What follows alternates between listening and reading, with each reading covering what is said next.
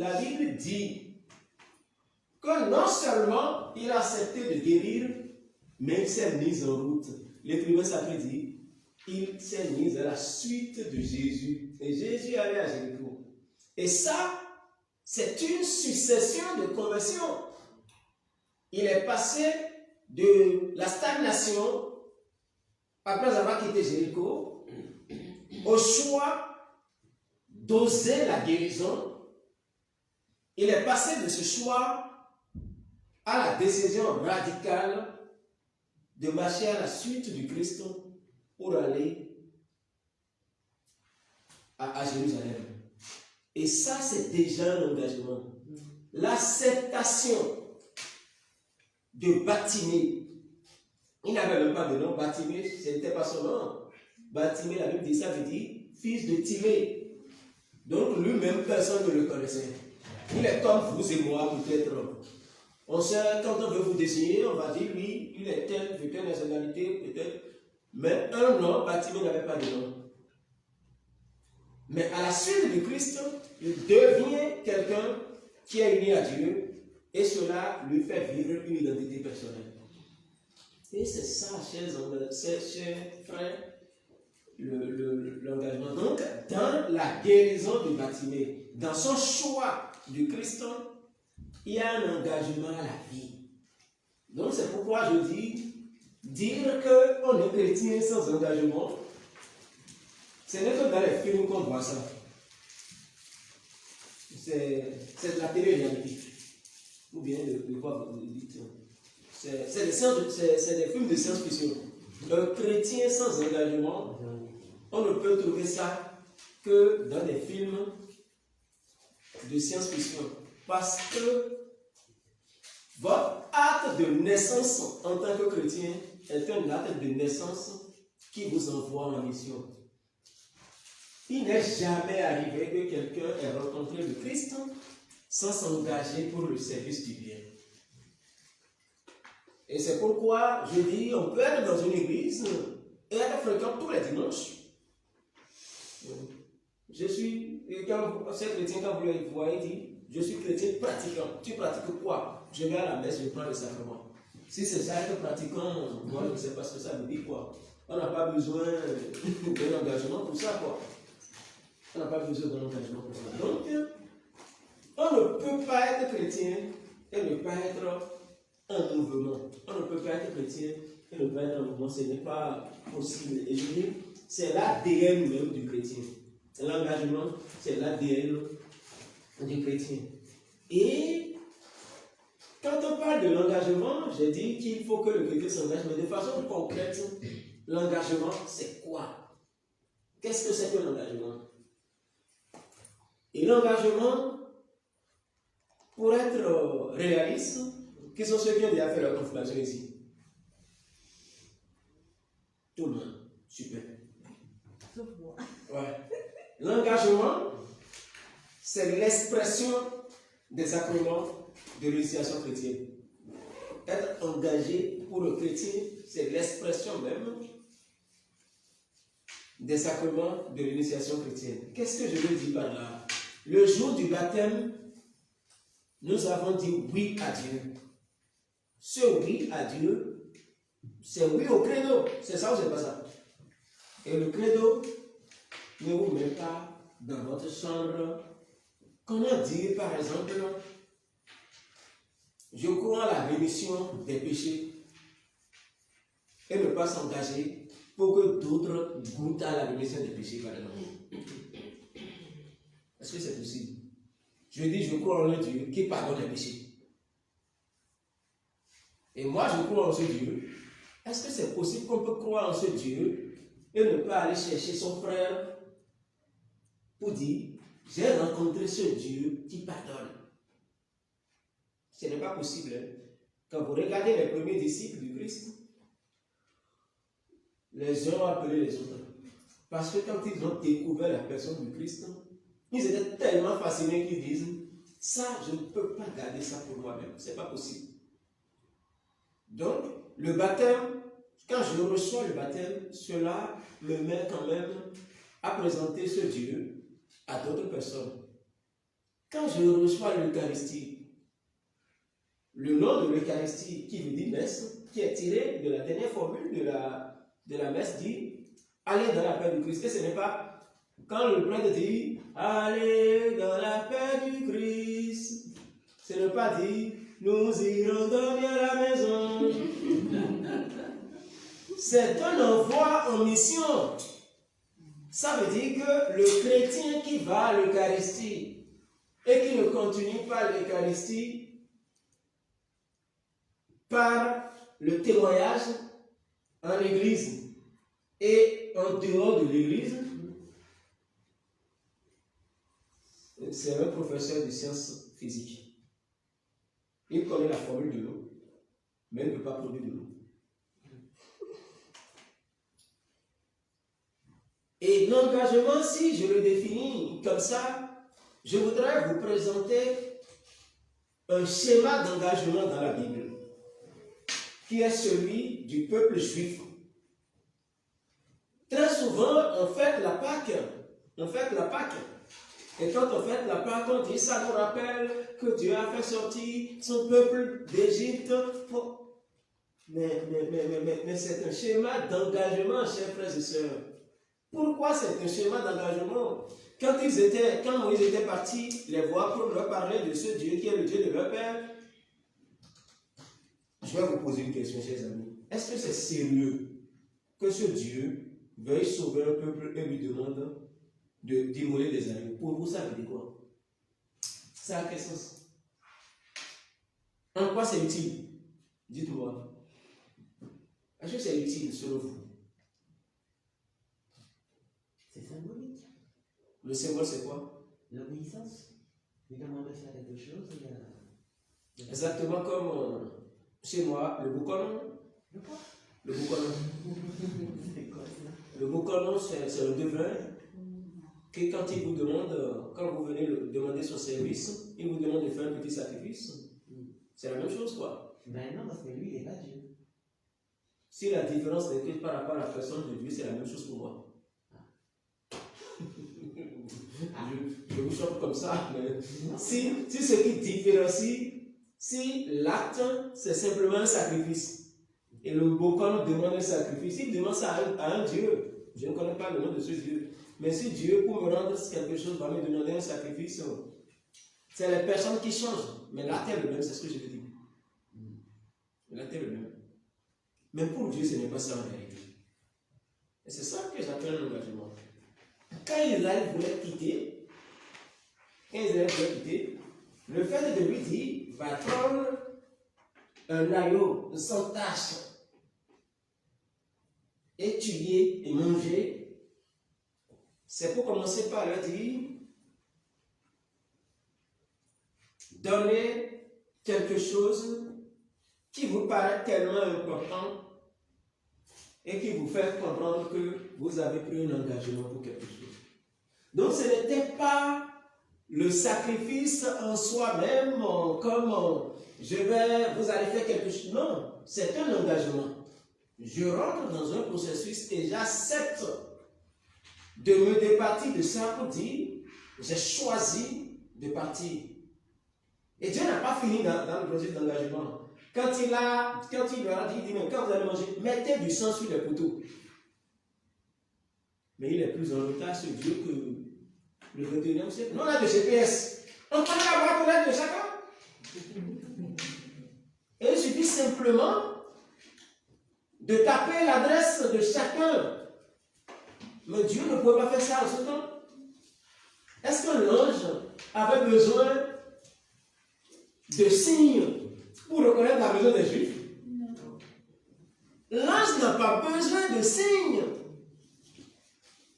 Il n'a pas besoin de signes. Il connaissait le code postal de chacun d'eux. Donc ce n'est pas eux qui vont lui dire, Monsieur l'ange, voici mon code postal. L'ange n'aurait pas besoin de ça. Mais le fait de tuer un agneau et de mettre du sang sur les poteaux veut dire, nous avons accepté le contrat de sortir de notre esclavage. C'était un engagement. Donc ce n'était pas pour les libérer. On dit, le texte dit, l'ange saura. Non, l'ange les connaît. Mais l'ange a besoin de savoir ceux qui sont prêts pour partir. C'était simplement ça. Et la belle preuve en chemin, il leur est arrivé, et ce que Dieu a réglé par avance s'est produit dans le désert. Il leur est arrivé à un moment donné, ils ont dit, mais ce Dieu, avec cette histoire, il faut quand même qu'il arrête. Nous, en Égypte, on était en face des marmites de viande. On avait des oignons, et lui, il nous fait sortir. Donc, Dieu, en leur posant ces conditions, c'est est-ce que vous voulez choisir entre votre liberté et vos petits intérêts dans l'esclavage. Et dans toute forme de passivité en église, on a des intérêts. L'intérêt peut être, je ne veux pas qu'on me dérange. Je préfère rester dans mon coin. Là, c'est sûr qu'on ne va pas me déranger. Mais quand eux, Dieu leur demandait de mettre du sang, c'est Monsieur bon Dieu, veuillez accepter ma demande de sortie d'Égypte. Est-ce que vous êtes prêts pour dire à Dieu, Monsieur bon Dieu, veuillez accepter de me déranger à n'importe quel moment quand tu veux? C'est ça en réalité l'engagement. C'est ça en réalité l'engagement. Donc en quittant l'Égypte, c'était un geste d'engagement. Et vous aussi, en acceptant le baptême, en acceptant la communion, en acceptant la confirmation, c'était des gestes, des pas posés pour dire Dieu, nous sommes prêts à faire le chemin avec toi, nous sommes prêts à nous engager. Et c'est important de le savoir. Mais cet engagement que Dieu nous demande de vivre, il est d'abord lui-même celui qui nous donne la force de le faire. La force de le faire. Il est celui qui nous donne la force de le faire. Donc, l'engagement, c'est ça. Et parfois, quand Dieu nous invite, il y a des choses qu'on aime, qu'on ne peut pas laisser. Je vais vous parler de mon cas personnel. J'étais en classe de 5e ou 4e. Quand pour la première fois, j'avais exercé le charisme, ce qu'on appelle le charisme de la parole de connaissance. Et je me rappelle des contextes comme si c'était hier, quoi. En ce temps, j'étais dans un petit village et les gens qui étaient cotonaux pour venir me donner des enseignements. Et c'était eux qui faisaient le ministère. Et il y avait un monsieur que je voyais très sérieux. Quand je le vois, j'avais beaucoup d'estime pour lui. Je le voyais très calme, tout ça là. Et moi, dans le temps, j'étais trop dans le jeu. J'aimais beaucoup m'amuser. Je dis, j'aimais beaucoup m'amuser, tout comme si je me suis converti sur ça. J'aime m'amuser. Et ce monsieur, je le voyais vraiment très calme. Et quand on nous a avertis qu'ils ne seront pas là, qu'est-ce que j'ai fait? J'ai pris tout le temps pour prier. J'ai dit, Seigneur, fais que quand les gens viendront aujourd'hui, que quand les gens ne viendront pas aujourd'hui, et c'est nous qui allons animer, ce que tu fais quand ceux qui viennent là-bas viennent là, il faut faire la même chose. Et quand je priais comme ça, dans ma petite tête, j'ai déjà dessiné le schéma à Dieu. Comment je lui ai dessiné le schéma? Je dis, tu vas donner le charisme de parole de connaissance à mon frère tel. J'étais sûr qu'il va le lui donner. Ça, je n'avais aucun doute. J'étais sûr. J'étais tellement content et je... C'est pas pour vous interrompre, mais comment vous pouvez en être aussi certain? Quand un enfant demande à son père, la seule certitude, la seule vérité qui est la sienne, c'est que son père va lui donner ça. Ça, on n'a pas besoin d'aller à l'école pour ça. Il faut demander ça comment on appelle, c'est parce que nous sommes devenus trop vieux qu'on pense que le Père ne va pas nous écouter. Ça n'a pas d'autre explication. On n'a pas besoin de la théologie pour comprendre ça. Donc j'étais tellement sûr qu'il va m'écouter. Et donc voilà. Le jour-là, quand j'étais venu à l'assemblée, la première preuve que Dieu m'a écouté, c'est que le responsable vient et me dit, c'est toi qui vas animer. Je dis d'accord. Et on va tirer avec qui? Je dis, il faut choisir ce frère-là. Parce que moi, je savais que j'ai payé pour ça. Parce que je savais que moi, j'ai payé pour ça. Donc, je dis, il faut choisir ce frère. Donc, le berger a dit, ça y est. Et on a fait tout le ministère. Et à la fin, comme moi, j'étais sûr de mon coup, j'ai dit au frère, ça y est, donne les paroles de connaissance. J'ai dit, ça y est. J'ai dit, ça y est, donne les paroles de connaissance. Il le regarde, les paroles de connaissance. Je dis, donne les paroles de connaissance. Rien ne s'est passé. Et j'insistais, donne les paroles de connaissance. Tu n'as pas eu des paroles de connaissance. Et on faisait tout ça, et puis, je ne commence pas à recevoir dans mon cœur les premières paroles. Je les ai données, c'était 3 paroles, j'ai donné les 3 paroles qui se sont confirmées. Et quand j'étais sorti de cette assemblée, j'ai dit au Seigneur, j'aime pas la pagaille. J'aime du tout pas la pagaille. Parce que je voyais quand même que ceux qui exerçaient ce charisme étaient trop sérieux. Et moi, je ne voulais pas être sérieux. Moi, je ne voulais pas être sérieux. Je ne veux du tout pas être sérieux. Et je vois un enfant de 15 ans, 14 ans dans le temps devenir sérieux. C'était une vie que je ne voulais du tout pas. Tout sauf ça. Seigneur, tu peux me demander tout, mais ne me demande pas d'être sérieux. Ne me demande pas d'être sérieux. Donc, moi, quand j'étais rentré à la maison, tout le monde était content. J'ai dit, on rend gloire à Dieu. Quand j'étais parti le soir à la maison pour prier, ça chauffait. J'ai dit, je ne veux pas. Comme Dieu il nous écoute. Dieu nous écoute. Dieu n'est pas comme un gourou qui impose sa volonté. Dieu n'impose pas sa volonté. Moi, j'ai dit, non, je ne veux pas. Les séances ont suivi. Niet. Il s'est venu, je dis maintenant tu vas me laisser en paix.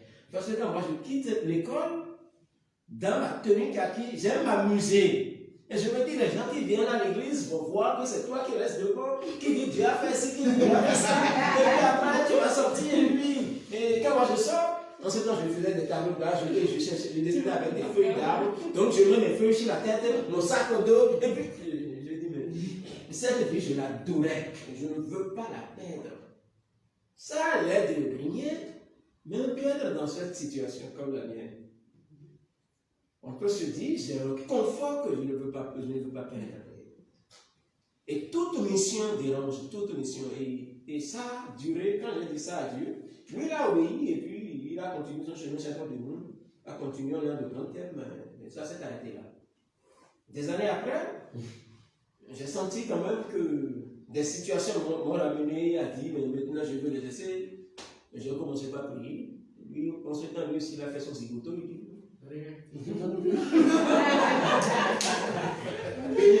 Et quand je vois ces choses, je vois quand même que Dieu a beaucoup d'humour.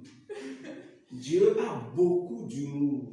Contrairement à ce que je crois, mon expérience aujourd'hui me fait comprendre que Dieu a trop d'humour. Dieu a trop d'humour. Dieu n'est pas comme nous pensons très. Non, Dieu a trop d'humour. J'ai tout fait. Niet. J'avais un frère qui était un frère aîné qui m'accompagnait dans le temps. Je lui ai dit voilà, j'ai demandé tel peu. Il y avait un temps, ça s'est passé comme ça. J'ai demandé, puis lui dit tu as demandé. Quand toi tu as fait ton cigoto en ce temps-là, et tu es revenu, est-ce que tu as demandé votre pardon? Je lui ai dit non, je n'ai pas demandé pardon. C'était aussi simple que ça. C'était aussi simple que ça.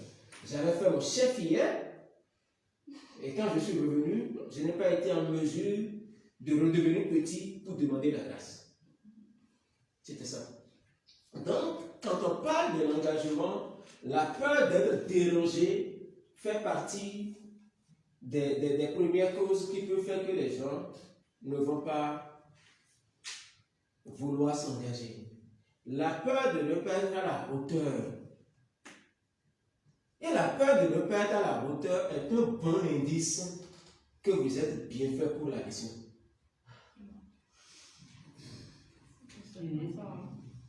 Hein? Et je vous raconte l'exemple d'une de mes copines que j'aime bien, Mère Teresa de Calcutta.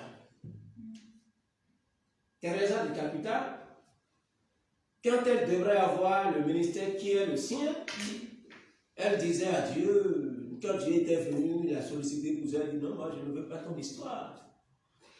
Je ne veux pas ton histoire, je ne suis pas la bonne sœur, j'ai trop de caprices et de ci. Et Dieu dit, en réalité, celui que je cherchais, c'est celui qui était aussi médiocre que toi. S'il y avait moins que toi dans ce domaine, j'irai le chercher. Même le médiocre que j'ai réellement trouvé, c'est toi. C'est pourquoi je suis venu te choisir. Parce que dans les missions, l'incapacité devient la bouteille que Dieu utilise pour vous remplir de lui-même. Pour vous remplir de lui-même. Et Dieu ne choisit pas pour ces missions des érudits. Et quand vous voyez ceux qu'il a appelés pour des missions, c'est des gens qui se sont toujours délivrés à eux-mêmes des certificats d'inaptitude pour l'engagement et pour la mission. Il y en a qui le sont vraiment. Regardez notre père Abraham. Et vous voyez que Dieu il fait beaucoup d'humour. Il va voir un monsieur stérile, avec une femme, me le poser. Et le projet, il est bien joli. Je veux construire une grande nation, mais je veux passer par là. Est-ce que c'est réaliste comme projet? C'est pas réaliste comme projet. Mais c'est ça Dieu fait. C'est ça Dieu fait. Il va chercher un couple qui a tous les arguments et toutes les aptitudes pour ne jamais procréer. Elle dit à ce couple, vous, je vais faire, vous allez remplir la terre. C'est ça. Il va choisir un gars comme Moïse pour sauver son peuple. Et Moïse qu'il est allé chercher avait déjà un casier judiciaire en Égypte. Il avait tué. Et on devait le chercher, on devait le tuer. Et c'est ce Moïse qui avait déjà un casier judiciaire en Égypte qu'il envoie pour dire, maintenant, je veux sauver le peuple. Et quand Moïse disait, je ne sais pas parler, est-ce que vous pensez qu'il a oublié son casier judiciaire? Il n'a pas oublié. Il n'a pas oublié. Il n'a pas oublié.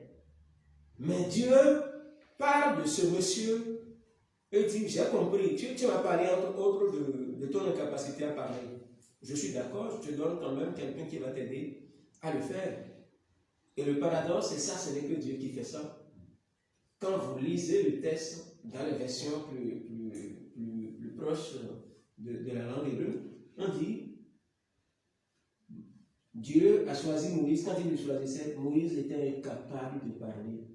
Il avait une bouche pâteuse. Et le livre, le 5e livre qui est sur lui, et d'abord pour parler de sa mort, on dit, il est mort sur la bouche de Dieu. Il est mort sur la bouche de Dieu. On dit souvent, il est mort sur la parole de Dieu. Non, il est mort sur la bouche de Dieu. Lui qui a une bouche pâteuse, il est mort sur la bouche de Dieu. Lui qui au départ ne pouvait pas parler, la Bible nous réserve à lui seul 5 livres environ. Voilà. Donc, il avait tout pour ne pas pouvoir faire la mission. Vous prenez la parole de Dieu et ça me rappelle ce texte de Jacques, où il disait ceci: ne soyez pas seulement des auditeurs de la parole, devenez vous-même parole, ou bien vous êtes dans l'illusion. Jacques 1, 2, d'autres versions vous diront passez à l'action, mais des versions vous diront devenez vous-même parole. Ça veut dire quoi? Quand on écoute la parole, c'est pour devenir parole. Et voici ce que la parole de Dieu fait. Voici ce que la parole de Dieu fait.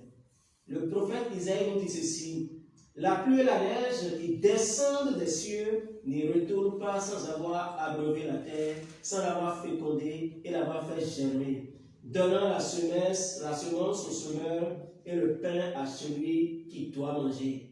Ainsi, ma parole qui sort de ma bouche ne me reviendra pas sans résultat, sans avoir fait ce qu'il me plaît qu'elle fasse, sans avoir accompli sa mission. Oui, dans la joie, vous pâtirez. Vous serez conduits dans la paix. Montagnes et collines, à votre passage, éclateront en cris de joie, et tous les arbres de la campagne applaudiront.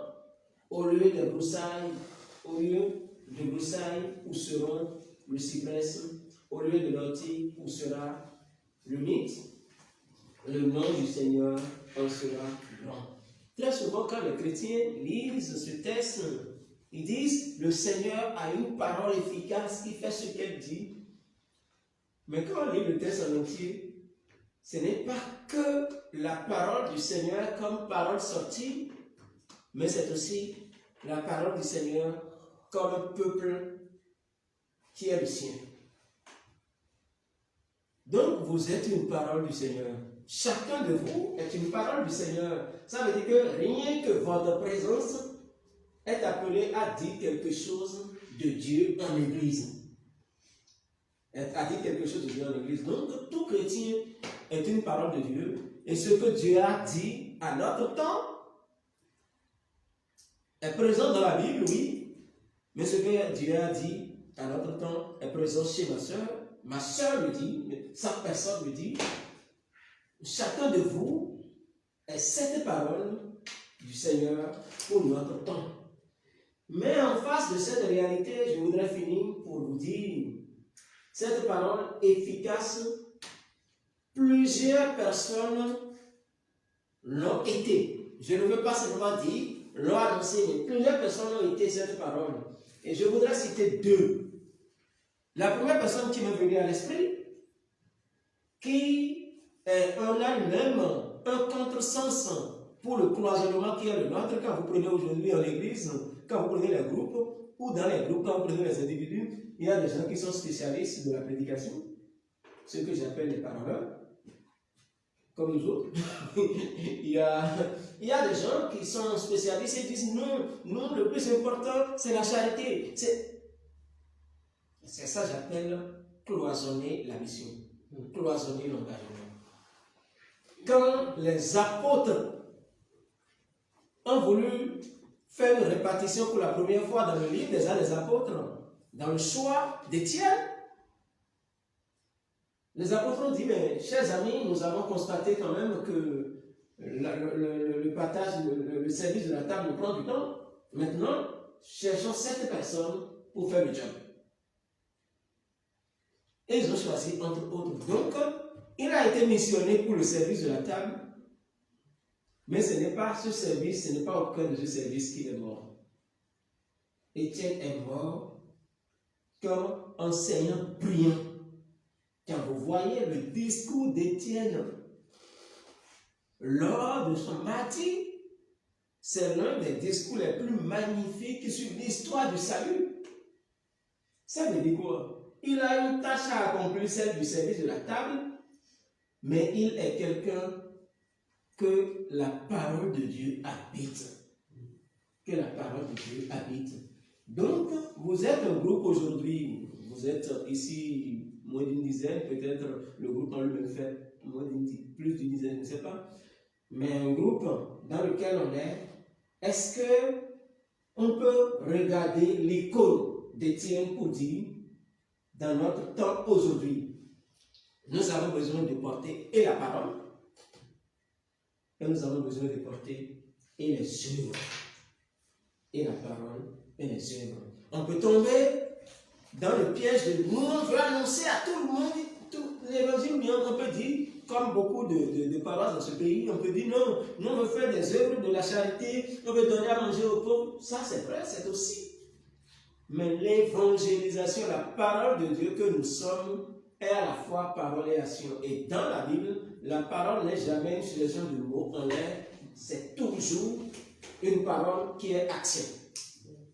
C'est toujours par l'enquiration. Donc, s'engager et œuvrer, ce n'est pas un élément supplémentaire, c'est votre identité. Et la deuxième personne que j'ai voulu vous présenter, pour finir cet enseignement,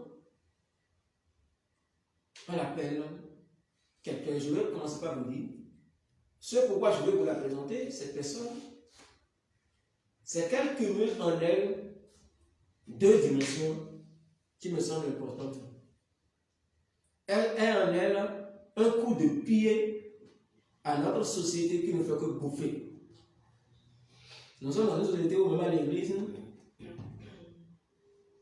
quand vous voyez les chrétiens chanter ce chant, recevez le Saint-Esprit,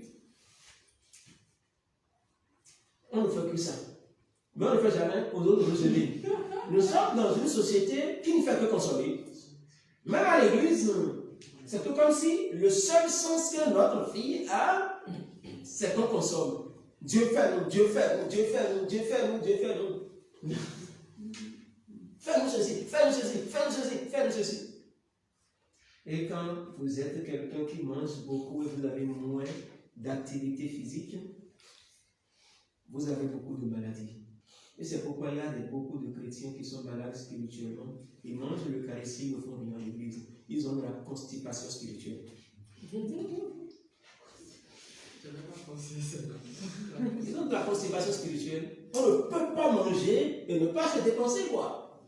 Et l'Eucharistie, on ne peut pas la manger et ne pas aller en mission. Et donc, celle dont je vais vous parler, elle est celle qui reçoit de Dieu. Et je ne veux pas dire simplement qui donne. Elle est celle qui reçoit de Dieu. Et elle est aussi celle qui se fait don. Et son nom, on l'appelle Marie. Et Marie, le jour de l'Annonciation, a reçu un message. Le jour de l'Annonciation a reçu un message. Parfois, quand on lit ces textes, on ne voit pas la dangerosité de l'Annonciation. L'Annonciation était une rencontre dangereuse. Dangereuse.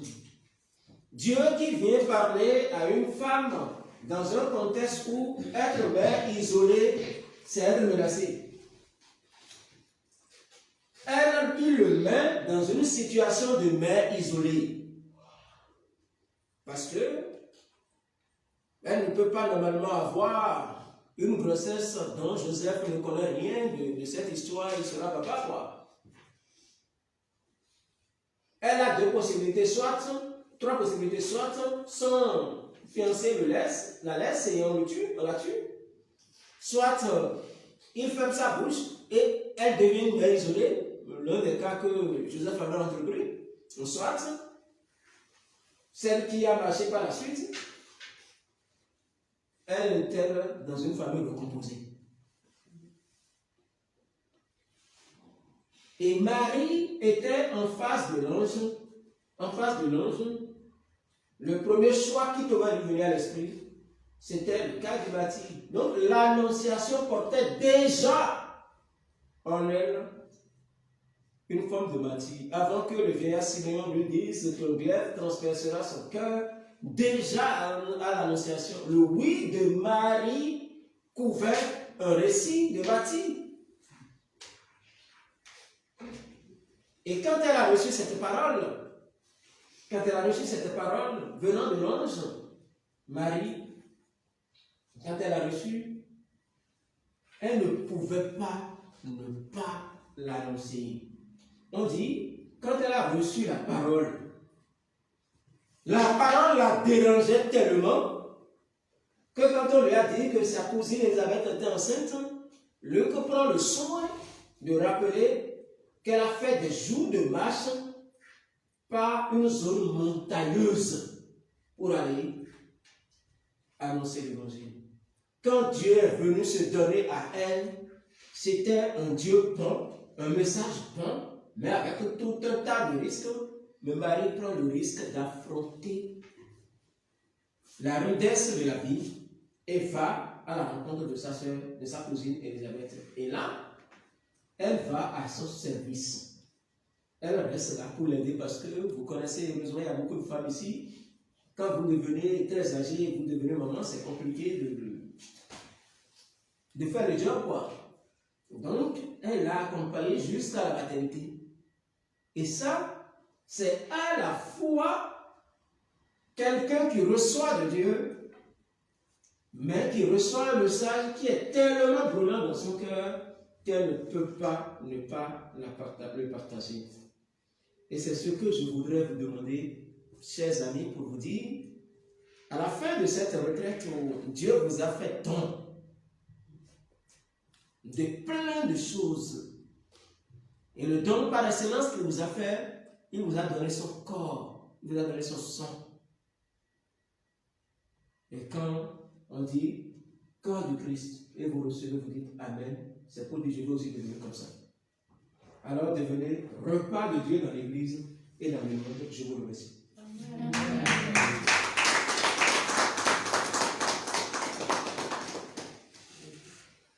Bon, j'ai fini. Ouais. Oui. Alors, je voudrais poser 3 questions. Ok. Il y a l'autre, la troisième, c'est plutôt une observation. Alors, la première, l'engagement, certes, mais sous quelle forme? Parce que l'engagement, c'est quand même une notion qui est assez vaste. Donc, l'engagement propre à ce que Dieu attend, elle a quelle forme réellement? Je vais peut-être vous décevoir. Non, rassurez-vous. Allez-y. Moi, j'ai la spontanéité. Rassurez-vous, je pense que l'engagement chrétien, contrairement à ce qu'on dit, si on veut faire de la sensibilisation, c'est autre chose. Mais l'engagement chrétien, c'est accepter que sa vie devient mission. C'est d'abord ça, ce n'est pas autre chose.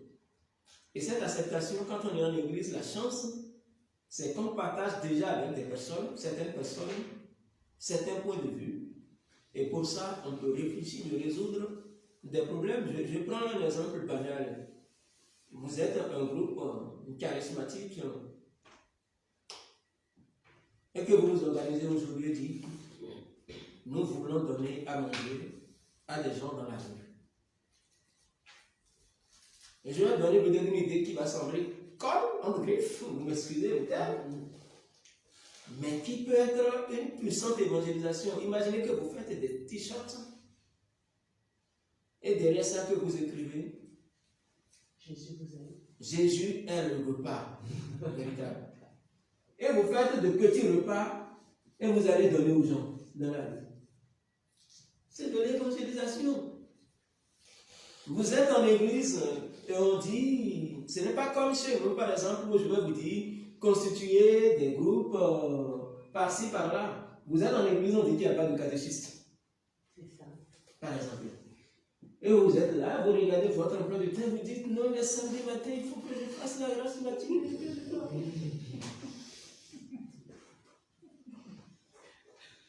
Et donc, c'est comme la question que vous me posez, c'est comme je vais chez quelqu'un, je finis cet enseignement pour ses enfants pour dire engagez-vous dans la maison. Et l'enfant me demande comment je vais m'engager.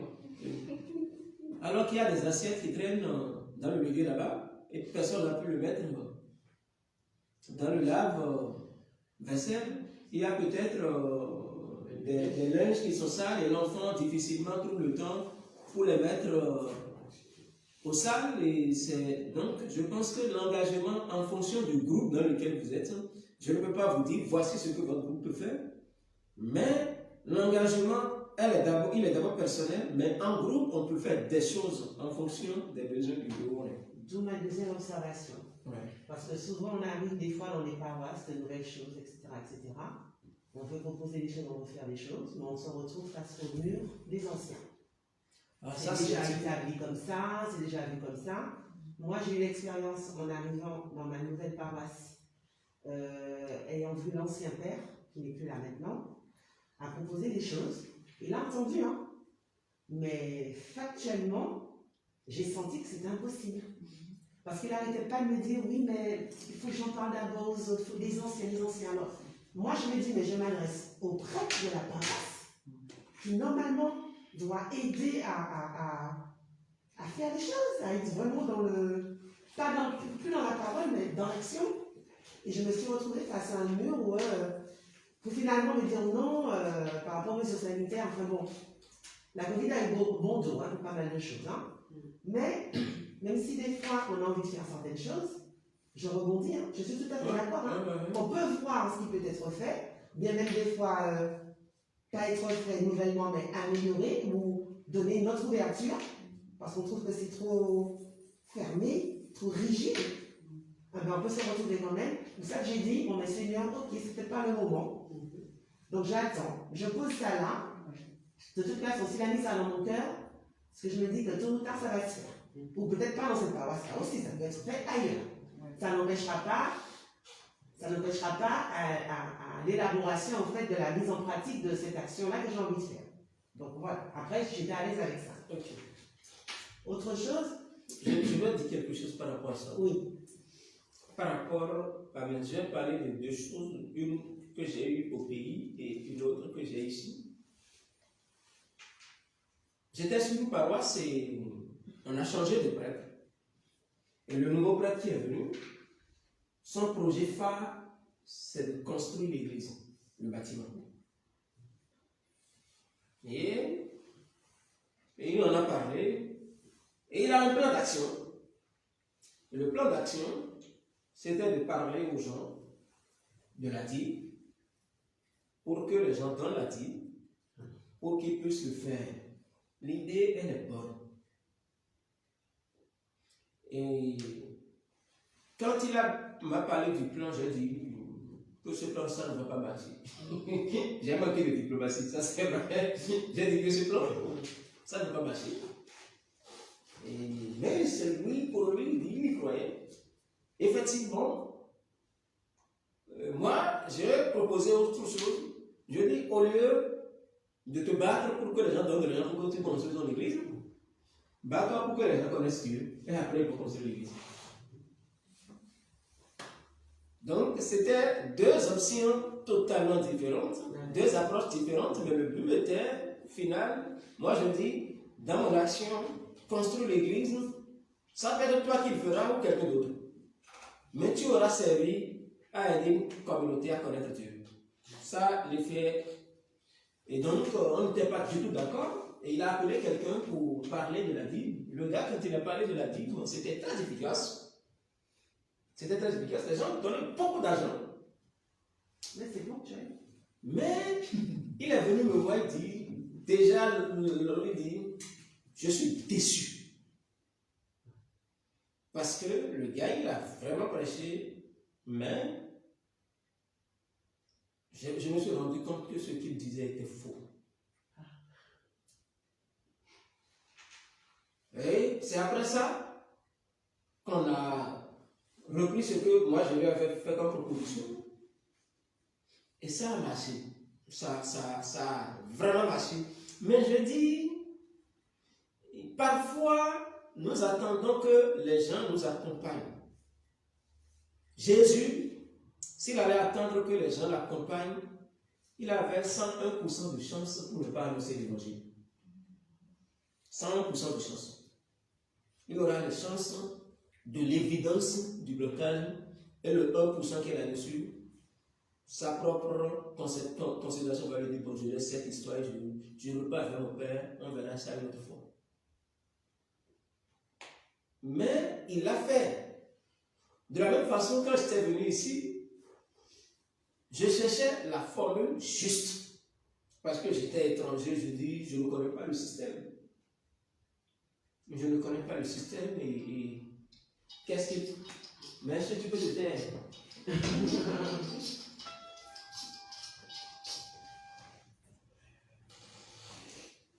Je dis, je ne connaissais pas le système juste et venir dans un pays que tu connais à peine et commencer par on va faire ça, on va faire ça. Ça serait avoir des idées très préconçues et venir les déposer. J'ai refusé de m'engager au départ. Donc j'étais là. Elle a cru que c'était toi.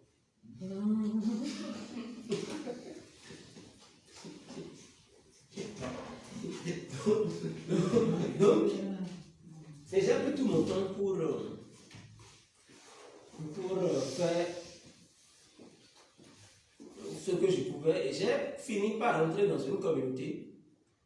Et quand j'étais, moi j'ai une autre vision des choses qui étaient totalement différentes de la leur.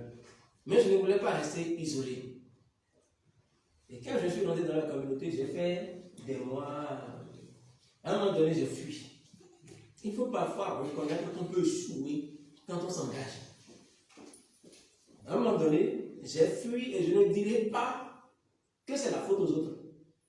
Mais j'en suis conscient, je dis, les autres ont des pratiques qui ont duré et un nouveau viendra pour dire changez tout. C'est pas réaliste. C'est pas réaliste. Et quand j'étais parti, donc quand je partais, ça ne s'est pas trop fait sentir, hein, parce que, comme on est en train de dire, la Covid a été l'allié de beaucoup de personnes pour nous excuser, quoi. Donc quand j'étais parti, ça coïncidait avec la Covid, donc on ne s'est plus vu, c'est la Covid, non. Après la Covid, ceux-là sont venus me voir. Donc je dirais près de 2 mois après moi. Ce que je dis, c'est récent. Ceux-là sont venus me voir après. Mais je vous dis de vous à moi, je n'ai jamais pensé qu'ils viendront me voir. Je n'ai jamais, parce que je n'ai. Mais je priais quand même pour que ce que je reprochais à la communauté change. J'ai fortement prié pour ça. Mais est-ce que c'est par moi que ça va passer? Je ne sais pas. Et en priant, j'étais là, ce que je vous en ai dit il y a 2 mois. C'est les responsables qui sont venus me dire, nous voulons que tu viennes nous parler de ceci, de cela, de cela. On a pensé qu'il faut faire comme ça. Mais je ne dirais pas qu'ils ont compris. Dieu est parti les toucher, mais il a fallu que je prie. Donc il y a des projets qu'on peut porter, il y a des projets qu'on peut porter qui ne vont pas marcher, où on aura des résistances, même de la part de l'Église. Demandez à Aurélien de Chimie. Il n'y a aucun projet en Église, pas simplement dans le monde et en Église. Il n'y a aucun projet qu'on fait où tout le monde dit ah bon, ça va, ça n'existe pas. Ça n'existe pas. Et en Église, c'est pire. Pas parce que les gens sont mauvais, ou pas parce que les gens ne veulent pas, mais les gens ont trop d'informations à mettre en jeu, à ordonner, avant de rendre quelque chose faisable. Donc, c'est ça. Ils ont trop d'informations quand un prêtre, et c'est ce qui s'est passé le jour de la résurrection. Le jour de la résurrection, quand Pierre et Jean sont allés au tombeau, Jean a fait comme vous. Il a couru vite, il est allé au tombeau, il était là. Et à un moment donné, il s'est dit, Pierre n'est pas là. Il faut quand même qu'il vienne pour donner le cachet authentique. Et ça, on peut être confronté à ça dans l'église. Mais je vais vous dire la bonne nouvelle, Dieu compose avec ça, il trouve ses chemins. Et si ce que vous avez proposé, ça ne marche pas, ça peut peut-être vouloir dire, ce n'est pas le bon moment. Ça peut peut-être vouloir dire que le projet en soi n'est pas bon. Ça peut vouloir peut-être vous dire, le Seigneur va vous éduquer à autre chose. Parfois, on peut avoir de très belles idées et penser qu'il suffit que l'idée soit bonne pour qu'elle passe. Et le Seigneur va vous dire, assieds-toi devant cette idée. Assieds-toi devant cette idée. D'accord. Je pense à la dernière. Il reste après une question. D'accord. La dernière, c'est comment faire coïncider l'engagement et l'abandon de soi. Justement. Donc ça, vous avez répondu un peu là. C'est bon. C'est bon. Ouais. Mais j'ai pas, c'est quel nom? Mylène. Mylène, ok. Yeah, ce n'est pas fameux. Ce n'est pas fameux? Non, j'ai dit Mylène fameux.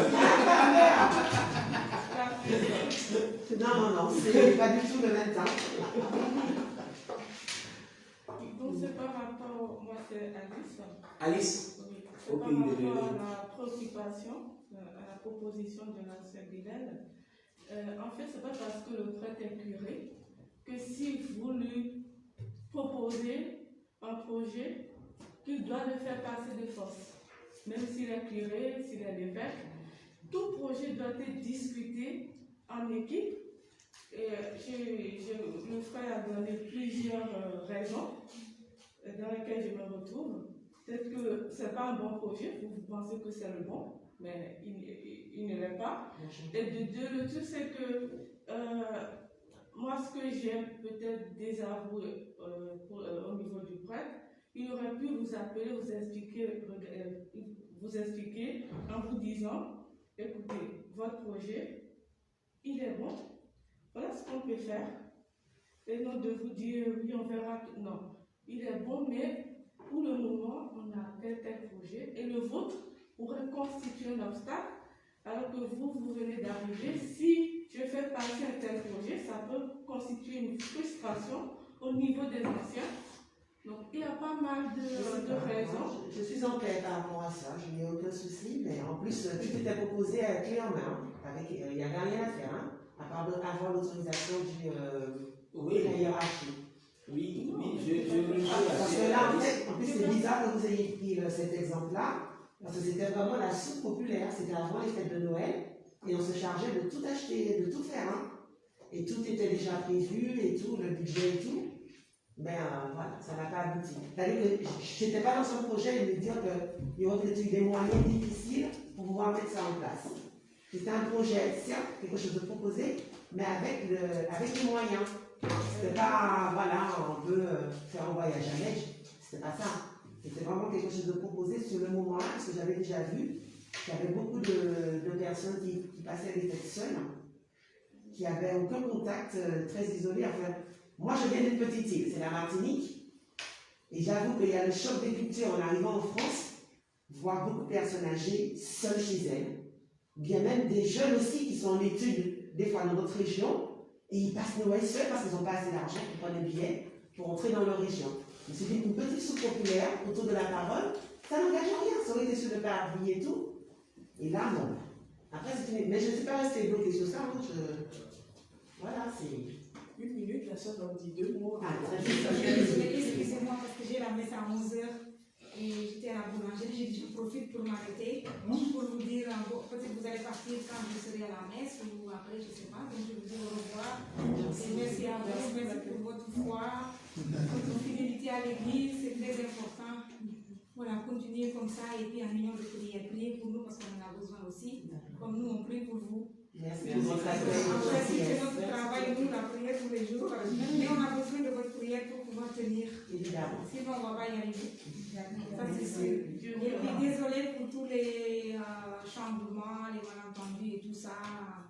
Voilà. Donc, désolé, pardon. Et puis, repartez en paix, dans la joie du Seigneur. Voilà. C'est la sœur Laetitia, donc c'est elle qui nous a vraiment aidés depuis le début. Hein. Depuis le début, pour dire la vérité, je ne voulais pas accueillir. Voilà. Parce que j'étais en formation. Avant, je devais passer un examen, je n'avais pas le temps, j'avais l'accueil. Et juste là, demain, je dois voyager pour aller au Sénégal. Je dis, mais comment je vais m'en sortir? En plus, j'avais d'autres groupes hier. Mais il a tellement insisté que voilà, je me suis laissée. Je me suis dit, bon, je vais assumer juste parce que celle qui va remplacer, ça va être un peu compliqué pour elle. Elle a dit, non, moi je ne vais pas m'en sortir, je ne peux pas. Hein. Bon, j'ai dit, c'est pas grave, on va gérer. Et puis tout ça pour la gloire de Dieu. Hein. Merci beaucoup. Tout est grâce, tout est grâce. Merci à vous. Merci. On a eu la chance en ce jour béni, jour de la célébration du Christ, roi de l'univers, d'avoir un de nos frères qui est à Lyon. Il a quitté Lyon directement pour venir partager ce moment avec nous. Donc, c'est aussi une joie que nous partageons ensemble avec vous et la communauté. Voilà. Merci beaucoup. Voilà, bon retour. Hein? Merci. En paix, un jour dans la joie du Seigneur. Merci beaucoup. Portez ma prière. Le berger Richelieu vient de dire quelque chose tout à l'heure que je pense important. Ça, c'est venu tout seul quand il parlait.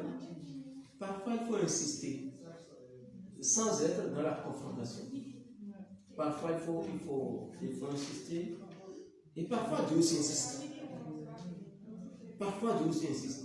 Donc, c'est Dieu qui est tout-puissant en face d'un homme à qui il pouvait dire, fais ceci, il va faire. Si Dieu revient plusieurs fois sur la même chose, je prends l'exemple banal de Samuel, où Dieu est venu, lève-toi.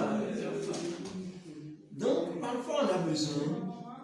Regardez Moïse en face du pharaon. Moïse a insisté. Moïse a insisté. Et parfois, vous pouvez être obligé d'insister sur certaines choses, pas dans la confrontation, revenir sur la même chose. Ça vous travaille et ça travaille le Oui, parce que c'était fort en nous. Hein. Et pas seulement moi, on a mis ça vraiment fort dans le cœur. Oui, ça travaille. Et le Seigneur, moi je dis, avec ma petite expérience, et ça je le dis, hein, je n'ai jamais eu d'expérience désagréable qui ne m'a pas construit. Et ça, ce que je vous dis, je n'ai jamais eu d'expérience désagréable, que ce soit en église qui ne m'a pas construit. Et voilà. Donc, par expérience, même les confrontations, quand vous êtes les rébellions, on va dans une situation. À un moment donné, quand ça arrive, je suis arrivé aujourd'hui, peut-être dans les groupes, même quand ça arrive, je les vois même comme des fleurs. Parce que je dis, c'est une autre occasion pour grandir, quoi. C'est une autre occasion pour grandir. Et le Seigneur nous travaille tout le temps. Le Seigneur nous travaille tout le temps. Donc, insistez pas, il y a des projets sur lesquels il faut insister, il faut insister, il faut insister. Et vous avez la chance aujourd'hui. Vous avez la chance. Où vous pouvez discuter d'égal à égal, presque avec un prêtre. Je prends notre cousine Bernadette. Bernadette, elle était analphabète. Déjà en son temps, ceux qui étaient lettrés n'avaient pas de la facilité à aborder un prêtre, mais elle a été obligée de. Donc, parfois, je pense que c'est des choses auxquelles il faut faire vraiment attention. Très bien. Merci. Alors nous allons acclamer encore le Seigneur. Nous acclamons le Seigneur pour tout ce qu'il fait. Alors le frère Guillaume, c'est un frère, c'est plus qu'un frère, c'est un ami très proche de moi et toutes les fois que je suis en France, on est toujours ensemble. Même si ce n'est pas de près, on reste toujours au téléphone jusqu'à ce que je reparte. Je voudrais, au nom de toute l'équipe, même les personnes qui ne sont pas revenues aujourd'hui, parce qu'il y avait d'autres personnes qui sont plus revenues aujourd'hui, parce qu'elles ont quitté un peu loin ou bien bon, ils ont d'autres situations à régler. Voilà. Et j'ai retenu certains points dans ton entretien et j'ai voulu revenir là-dessus. Dieu ne choisit pas pour sa mission un érudit. Ah, ça m'a traversé. Ça m'a vraiment traversé. Non, c'est pas parce que moi je suis que. Voilà. Parce que c'est comme si hier ou bien avant-hier, j'ai eu quelqu'un qui avait parlé comme ça et c'est revenu. Je l'ai souligné. Lorsque tu manges le corps de Christ, ce n'est pas pour aller dormir, c'est pour aller travailler dans sa vie. Je ne vais pas demander qui sont ceux ou celles qui consomment Jésus et qui vont dormir. Je ne vais pas demander. Mais il reste souligné. Et enfin, s'engager, c'est vraiment mettre en ordre les choses qui n'étaient pas en règle. Quand tu t'engages, c'est pour régler quelque chose. C'est pour gérer une situation. S'engager, le fait d'être engagé m'amène à régler une situation qui n'allait pas ou bien à mettre de l'ordre là où il n'y en avait pas. Donc chacun pourra vraiment se mirer dans ces formes de miroir. Et moi, j'aimerais vraiment nous demander simplement de faire comme ça. Chacun pourra se poser des questions. Qu'est-ce que moi je dois faire pour que la mission porte ses fruits? Et comment, Seigneur, inspire-moi sur ce que je dois faire. Voilà que aujourd'hui j'ai appris. Qu'en consommant le corps du Christ, qu'en recevant Jésus lui-même, c'est pour aller faire quelque chose. C'est pour aller régler une situation. C'est pour aller mettre de l'ordre. En tout cas, mon frère Guillaume, je te dis encore merci. Merci. Vous avez hier, non? Vous parlez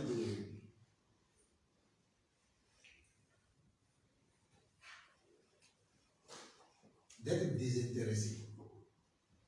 Ce n'est pas l'équipe Magnificat France qui a pris son billet Lyon-Paris, Paris-Lyon. Parce qu'il doit repartir encore tout à l'heure. Oui, ce n'est pas nous qui lui avons pris son billet. Ah ben oui, il est venu en train. Vous voyez, c'est ça. Il n'a pas demandé, il a les ailes d'annoncer Jésus. Voilà, lui, il s'est apprêté pour aller régler quelque chose dans cette équipe. Parce qu'il a reçu Jésus, parce qu'il a consommé Jésus. Voilà. Je voudrais nous inviter, nous aussi, après tout ce temps, et avec l'équipe d'organisation, je verrai comment on va faire pour leur faire un petit résumé de ce qu'on a vécu aujourd'hui. Parce qu'il y a plus de la moitié qui était partie. On a quitté ici un peu autour de. Bon, pour toute l'équipe, c'était au bout de 23 quelque chose, mais avec l'organisation, on a quitté ici après 0 heure. Donc, nous allons tout faire pour leur faire un petit retour. Et chacun, librement, nous dira: ah, le Seigneur m'envoie, je l'ai reçu. Il m'envoie faire telle chose pour que telle ou telle situation soit réglée. Ça, c'est intérieur. C'est dans notre cœur, cœur à cœur avec le Seigneur, que lui-même nous dira comment ça va se faire et quoi nous allons faire. Tu sais, je laisse la parole à l'organisation et elles nous diront la suite et comment, et c'est tout.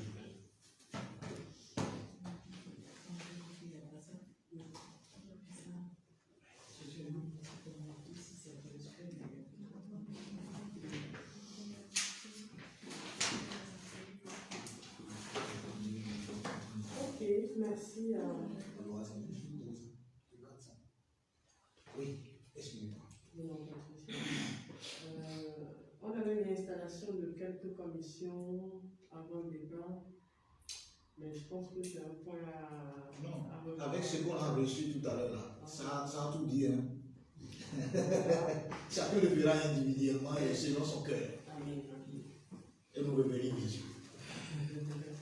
Ok, donc bon, il ne reste plus qu'à nous remercier tous pour notre présence, notre engagement et ce temps de partage.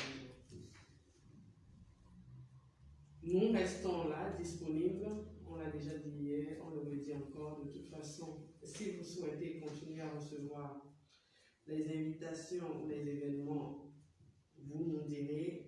On maintient votre adresse en continu. Si vous souhaitez plus vous engager avec le bel enseignement du frère, franchement, ça, en tout cas, comme il a dit le berger, ça remet beaucoup de choses intérieurement. Quand il dit qu'il aime s'amuser, il ne voulait pas tel plutôt fin. Je ne sais pas pour vous, mais ça chamboule beaucoup. Vous pouvez faire la classe matinée, vous pouvez faire le ménage. Voilà. On a moult raisons de ne pas s'engager à la fraternité ou à d'autres communautés. Mais effectivement, si on se met à la disposition du Seigneur, il nous orientera vers la mission qui sera la nôtre à sa suite. On a plutôt une préférence pour tel ou tel, mais lui sait où il a besoin de nous, où il a envie de nous mettre.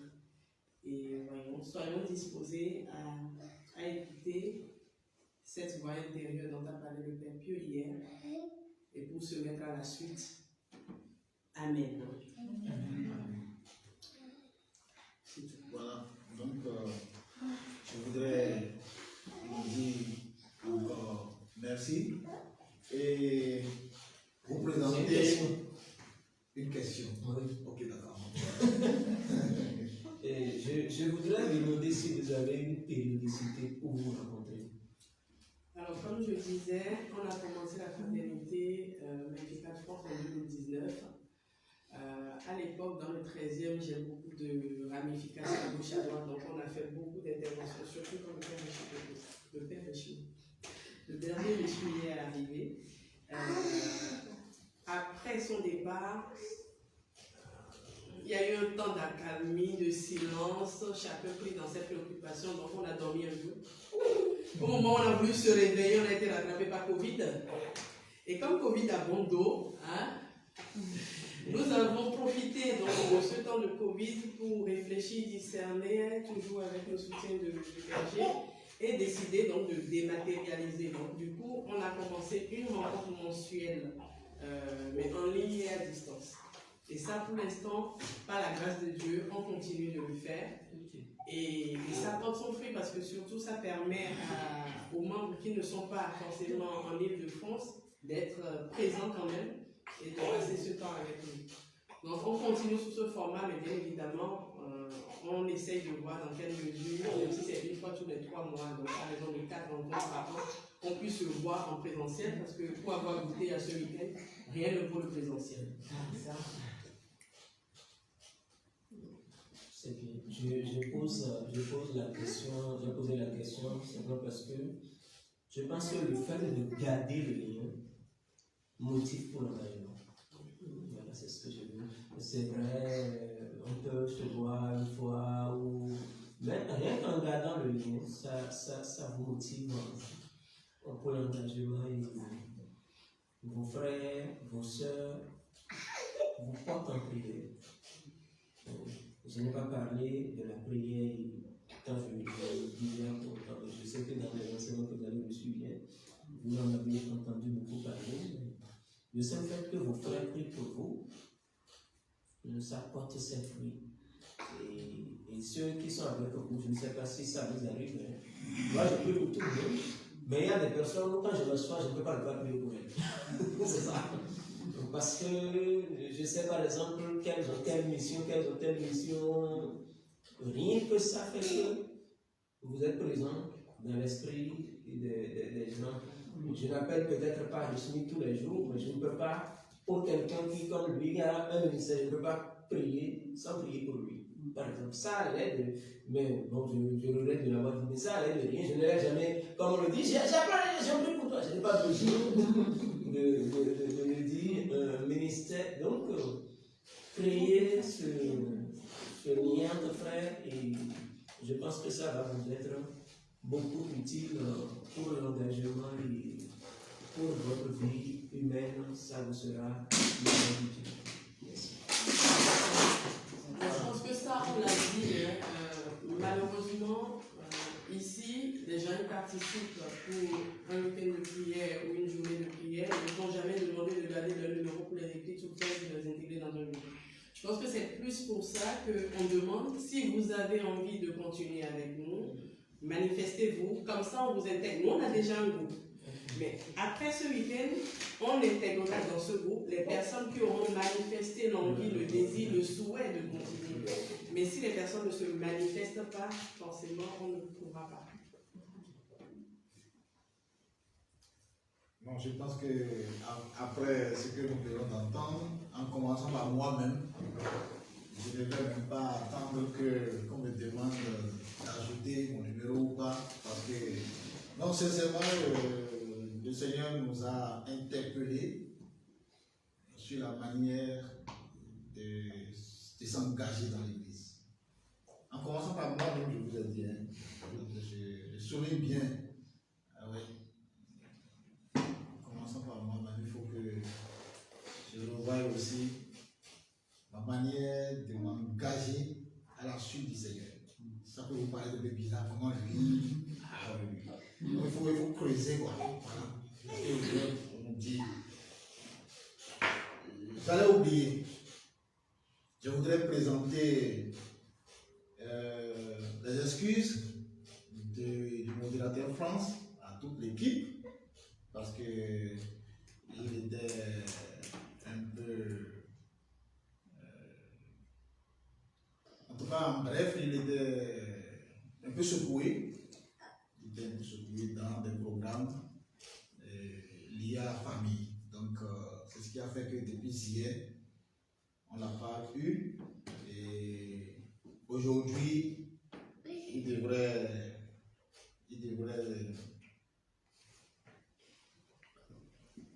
Voilà, est-ce qu'il n'a pas encore déjà voyagé? Donc, il ne serait plus à l'heure actuelle sur le territoire français. Donc, c'était à cause de ça, parce que c'était un peu dit, mais on ne l'a pas vu depuis ici, on ne l'a pas vu depuis ici. À la fin, on n'a plus rien dit, on a continué. Non. Donc, c'est ça, c'est Benoît Kentosu, il s'appelle Benoît Kentosu. Donc, le dossier est en de très bonne voie, incessamment.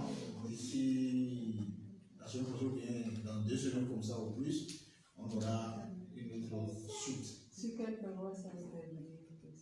Pantin. C'était là, on avait eu une élection. Voilà. Donc, mais on ne sait pas si c'est là où on va rester. Nous ne savons pas encore. Nous attendons les autorités. Voilà. Donc, après ça, je tenais à remercier vraiment l'équipe d'organisation. Vraiment.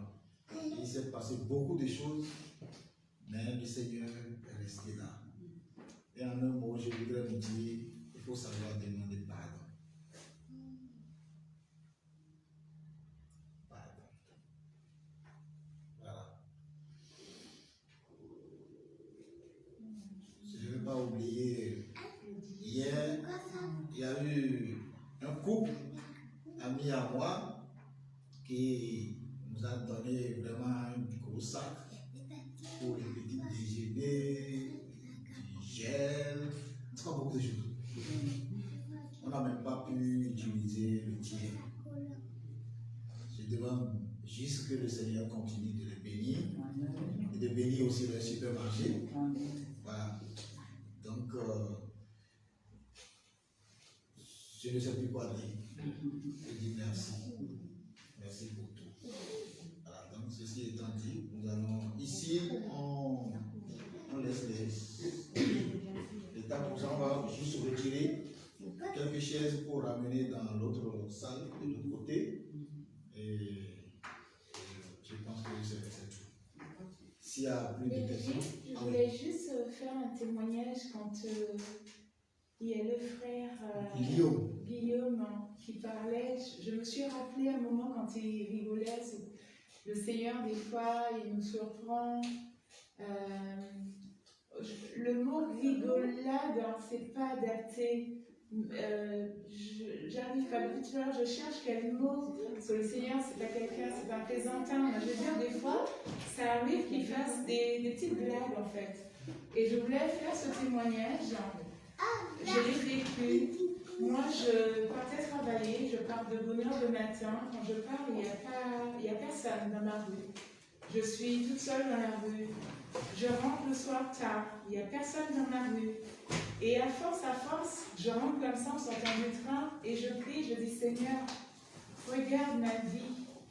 Je pars le matin, il n'y a pas un chat. Je rentre le soir, il n'y a pas un chat. Et tout de suite après avoir dit ça, un chat passe. Un chat court devant moi, un deuxième le suit. Et là, j'ai fait ma tête comme ça, j'ai dit, toi alors, Seigneur. Je voulais juste terminer ainsi pour dire que des fois, le Seigneur aussi, il nous surprend, il y a de l'humour. Voilà, c'est ça le terme. Voilà. C'est pas la plaisanterie, mais l'humour. Voilà, merci Seigneur.